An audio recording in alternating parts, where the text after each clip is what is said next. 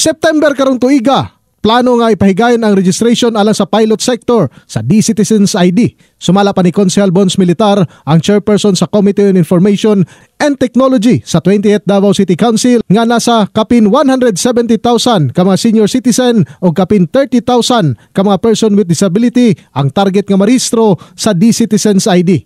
Din giuna mong sektor sa phase 1 sa mong programa, sanglit mao kini ang ginahatagan og ayuda sa lokal nga panggamhanan sa syudad.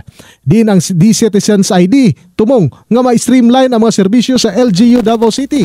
Din ang Davao City mao sab ang ikatulo nga syudad sa nasod nga nagpatuman sa maong ID nga una nang ginagamit sa Makati ug Quezon City. Mga isa mo ganan ni D-Citizen ID is not just the resident but also the transients, and whenever they want to go inside the Davao City, we have their records in and out sa city. In the heart of changing lives, ako si Brigada Julius Pacot para sa 93.1 Brigada News FM Davao, The Music and News Authority.